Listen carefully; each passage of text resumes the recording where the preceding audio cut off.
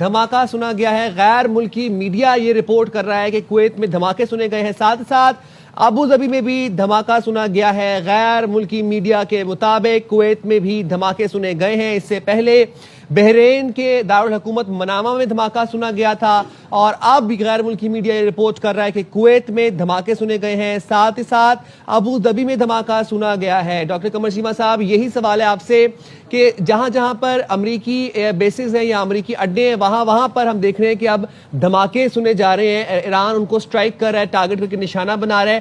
ایران کی اسٹریٹجی کو کیسے انالائز کریں گے؟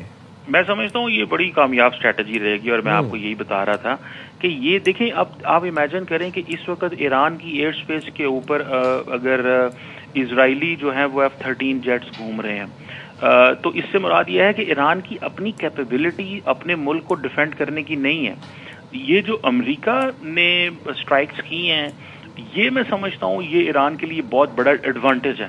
یہ ان کے لیے ڈس ایڈوانٹیج نہیں ہے، کیونکہ اس سے اور دوسری ایک اور بات، اب آپ دیکھیے گا کہ آئندہ آنے والے دنوں کے اندر شاید with in the Arab world یہ ایک ڈیبیٹ شروع ہو جائے کہ کیوں مڈل ایسٹ کے اندر امریکن بیسز ضروری ہیں.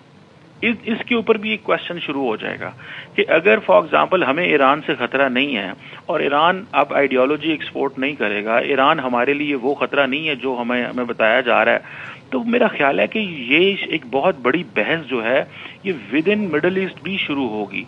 گو کہ مڈل ایسٹرن ممالک کے امریکہ سے بہت اچھے تعلقات ہیں، لیکن یہ ممالک جتنے ہیں یہ اب اس پوزیشن میں نہیں ہیں کہ جتنی انہوں نے ڈیولپمنٹ ہو چکی ہے، جتنی وہاں پہ یہ دیکھیں نا، یہ تو شیشے کے گھر ہیں سارے. تو وہاں پہ اگر آپ اس طرح کی سچویشن پیدا ہوتی ہے تو لگے گا یہ کہ یہاں پہ ایک ماحول ایسا بنے گا جس سے لوگ جو ہیں وہ اپنی حکومتوں کو کہیں گے کہ ہمیں یہ قابل قبول نہیں ہے. اور یہ بھی دیکھنا پڑے گا کہ یہ جو جسے کہتے ہیں نا انٹرنیشنل اوپینین جو ہے وہ پھر ایک دفعہ ایران کی فیور میں جا سکتی ہے. اور وہ اس لیے کہ بیکاز لارجلی دنیا یہ سمجھتی ہے کہ کوئی ضرورت نہیں تھی جب ٹاکس ہو رہی ہیں، ڈائلاگ ہو رہا ہے اور موقع دیا جا رہا تھا. اور میرا خیال ہے ایک اور چیز بھی اہم ہے کہ اس میں جتنے بھی یہ جو عرب ممالک ہیں ان کی اوپینین کی بھی تو کوئی ویلیو نہیں رہی.